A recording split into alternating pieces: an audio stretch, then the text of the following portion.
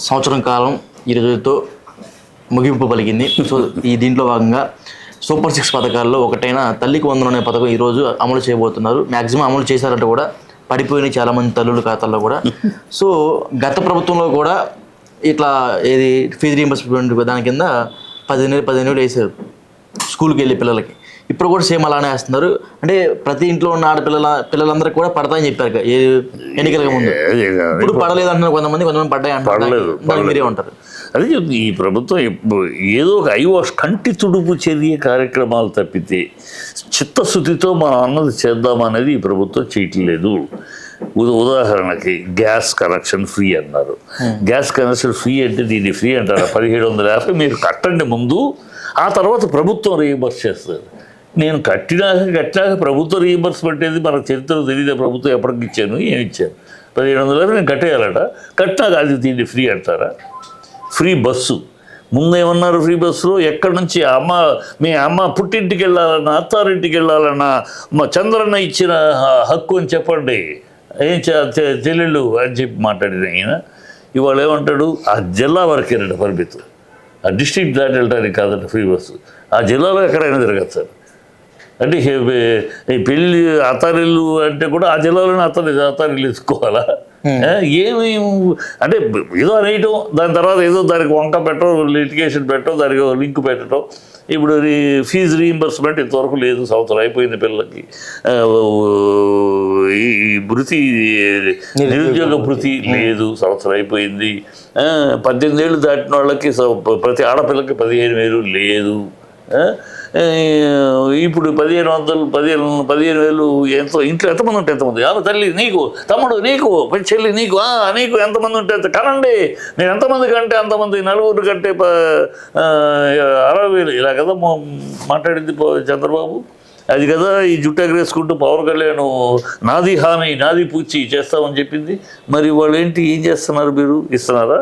ఆ 15,000 మాట 15,000 మాట తగ్గించి 13,000 ఎంత అంటున్నారు. ఆ 2,000 కూడా స్కూల్ డెవలప్మెంట్ కోసం కానీ కాలేజ్ డెవలప్మెంట్ కోసం ఈ కహానీలు ఇవన్నీ 15,000 13,000 చేసి మళ్ళీ దాంట్లో ఒకళ్ళకే ఇంట్లో ఎవడు చెప్పమన్నాడు? నేను ఇంట్లో ఎంతమంది ఉంటే ఎంతమంది. నీ నోరు అది నోరా తాటి పట్టా మీ నోర్లు అందరిలో ఎంతమంది ఉంటే అంతమంది వేస్తారని చెప్పారు కదా. ఎప్పుడు వేస్తారు?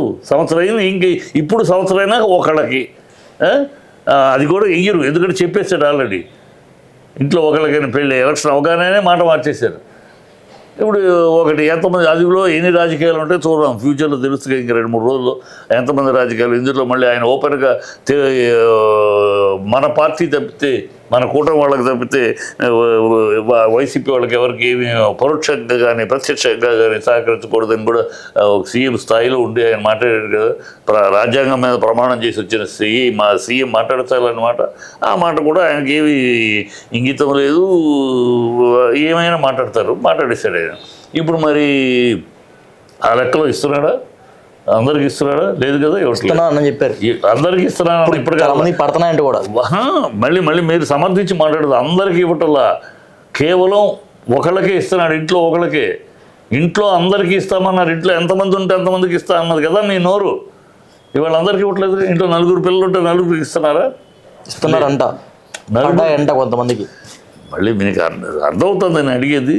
ఇంట్లో 4 ఉంటే 4కి 4 15 60,000 అని చెప్పారు. ఇప్పుడు ఆ పద్ధతిలో ఇస్తున్నారా? లేదా ఇంటికి 15,000 ఇస్తున్నారా? ఇంటికి 15,000 ఇస్తున్నారు.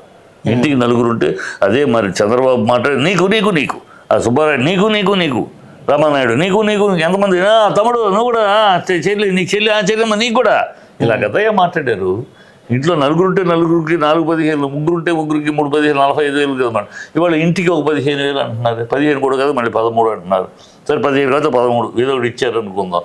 మళ్ళీ ఇంటికి ఒకటే ఏంటి? ఇంట్లో ఎంతమంది ఉంటే ఎంతమంది కదా. నేను మాట అది కదా.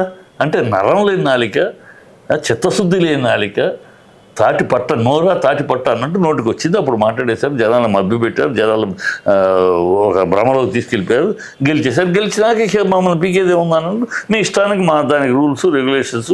మళ్ళీ ఇప్పుడు కరెంట్ ఛార్జీలు పెంచాలన్నారు.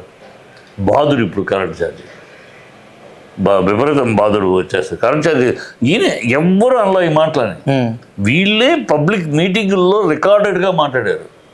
ఒక్కళ్ళు కూడా బయట వాళ్ళు మా అలాంటి వాళ్ళు సొంతగా క్రియేట్ చేసే మాటలు కావు వీళ్ళు మాట్లాడిన మాట. విద్యుత్ పెరగదు పెన్షను అని, ఏం తమ్ముళ్ళు నాది గ్యారంటీ అన్నాడు. సంవత్సరంలో ఎంత పెరిగింది విద్యుత్? 2 రెట్లు పెరిగింది. 200-300 రూపాయలు వచ్చే కరెంటు బిల్లు వాళ్ళు 1000 రూపాయలు వస్తాను, మీరు కనుక్కోండి. ఓకే, నేను ఎంక్వైరీ చేసి అన్నీ వాపోతున్నారు, ఇది ఎక్కడ బాధుడు అని. బాధుడు అని ఆ రోజు గొడవ చేసి వాళ్ళు మీ బాధుడు ఏంటి ఇవన్నీ తప్పదు. ఈ ప్రజలు ఏంటంటే ఇచ్చేశారు అధికారం, మన రాజ్యాంగం ప్రకారం ఒకసారి ఎన్నికలైనాక కష్టమో నష్టమో 5 ఏళ్ళు వాళ్ళ దుర్మార్గులో ధర్మాత్మలో ఆ ఏలికి ఎవరికైతే ఏలికి ఇచ్చామో వాళ్ళని భరించాలి.